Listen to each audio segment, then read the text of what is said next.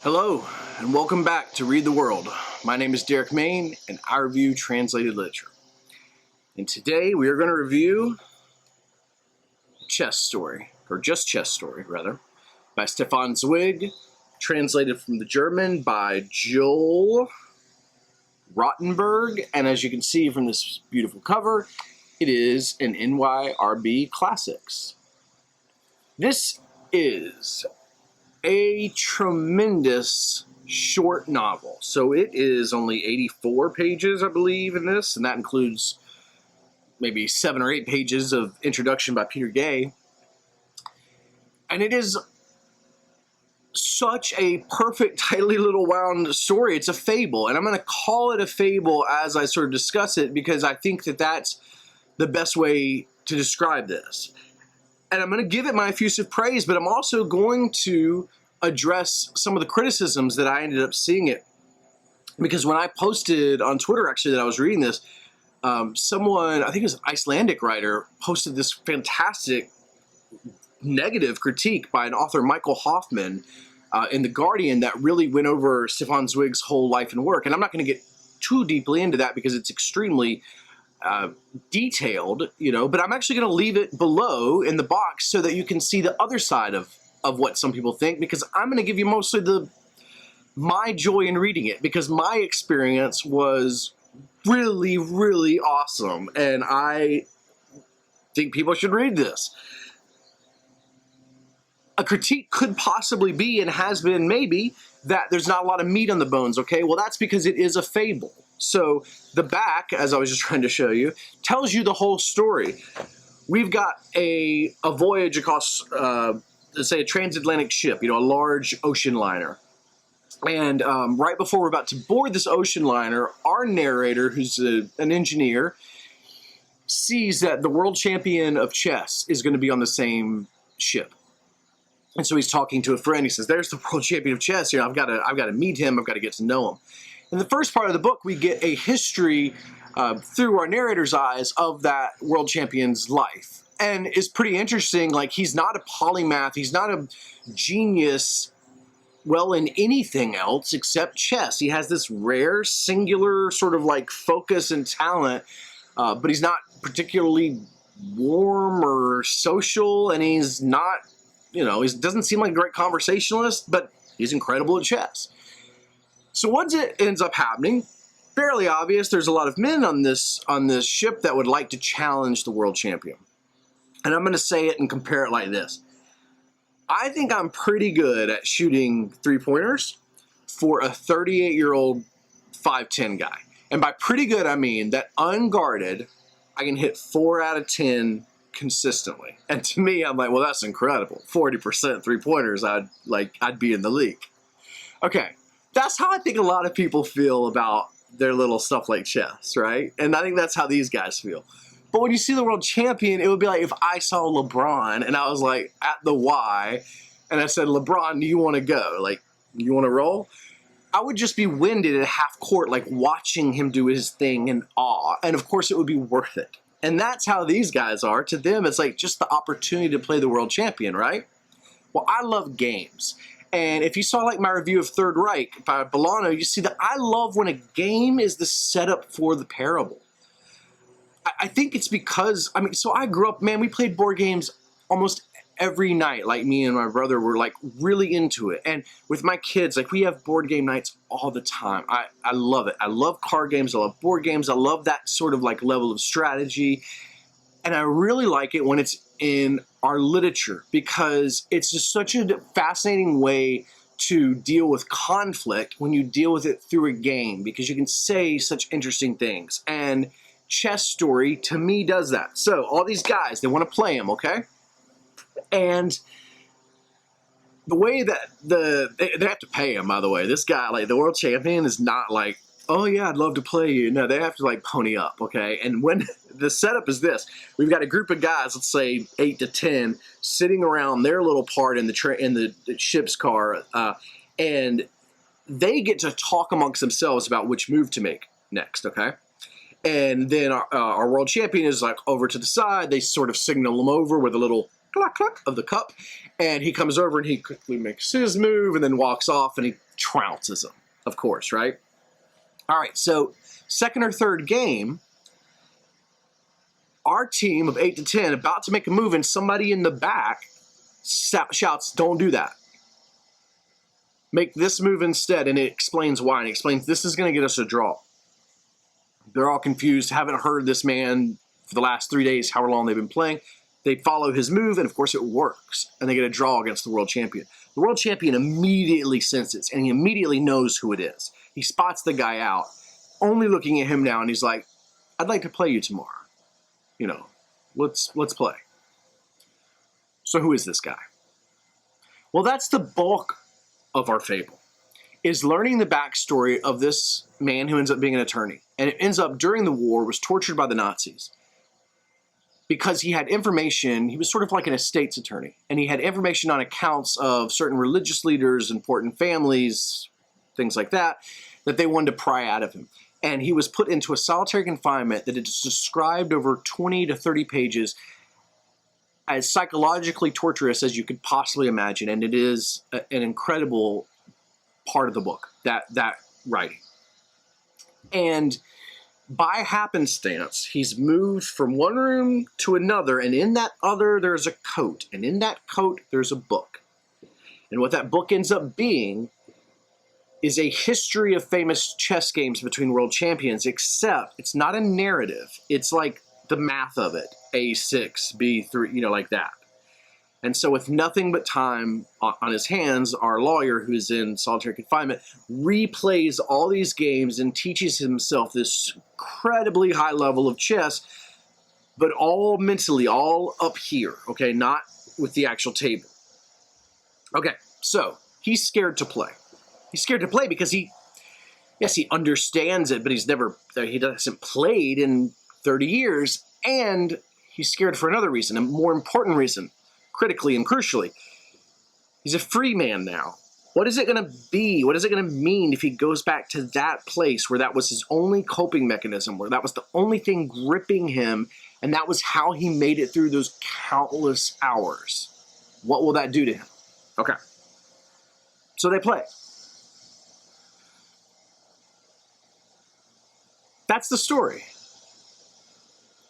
I love a beautiful, simple story.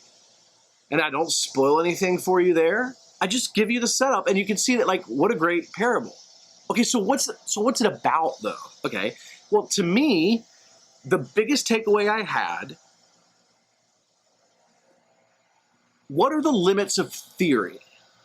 So, our attorney, right? He understands perfectly the theory of what the right move is for him and what the right move is for his opponent. And he understands that 9, 10 moves ahead, okay? The problem with theory in reality can sometimes be, well, Mike Tyson quote, everyone has a plan until they're punched in the face. Reality comes up against theory. And then you are face to face with someone, or you are across the board with someone, and maybe a move is made that isn't, it's not how you calculated it. Why would that move be made? You know, and so then you can see how it sort of might spin you out of control. That's not to say whether he wins or loses. That's just to say that's the tension. That's the fight. The fight is between, in my opinion, theory and sort of practice, reality, putting it into play.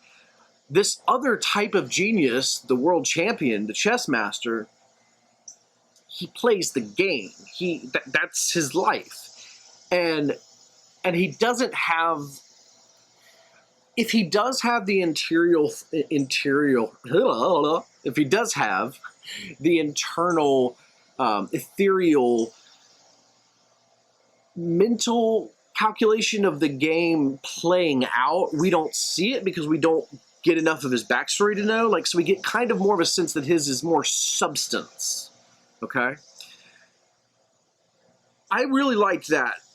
Brilliant, deceptive, simple setup for a tremendous short novel. Okay, so the critiques. The critiques are of Zweig himself.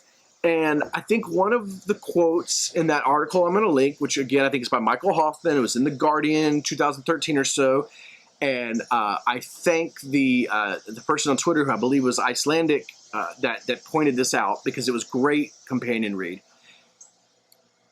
It was kind of like a quote about he's loved in all languages but one, and the one language he isn't loved in is, of course, his own. So why is that? Why did the contemporaries sort of dismiss him?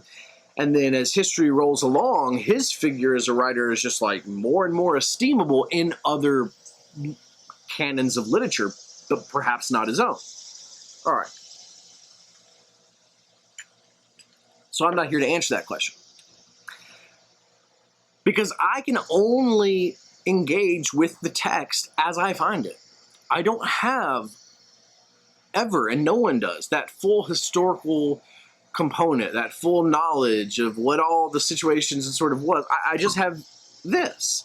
And this, as a text, is tremendous. I do believe that literature is a conversation across worlds and across time between people living and dead about philosophical matters and about what it means to be human.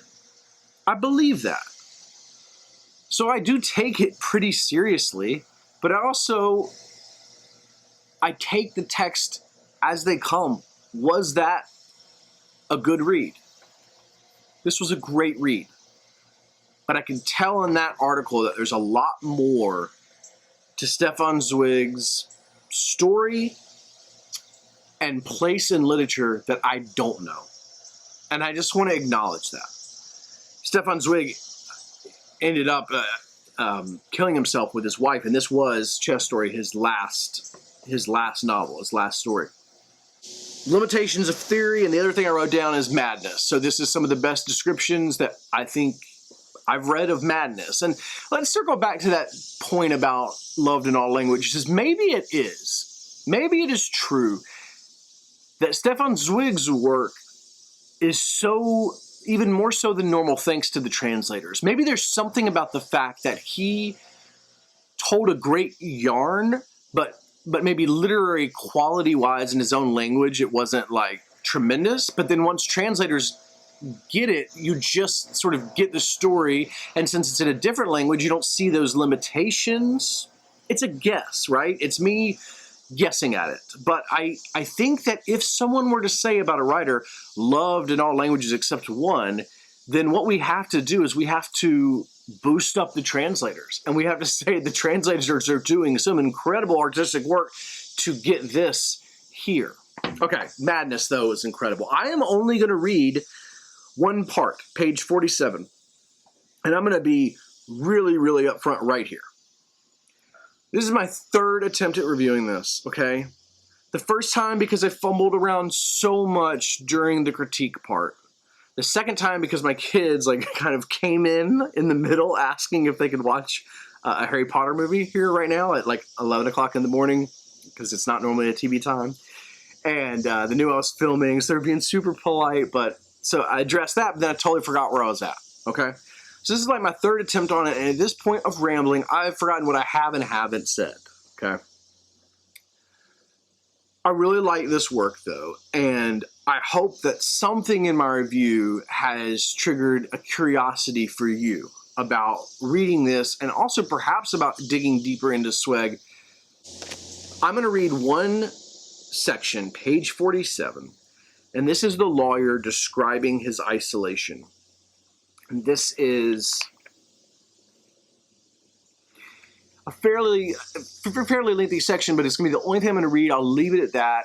I really, really appreciate you watching this review. I hope you'll pick up this book, and I hope we can have a conversation in the comments, because I think, as you can see, I came upon this really blind, and then, oh, here's this huge world. And that tends to happen with NYRB books, right? Because they are purveyors of the classics and the lesser-known classics. And so once you dip your toe in the iceberg, there's a lot of people that are usually out there being like, well, I've studied this for years and years and years, and they have.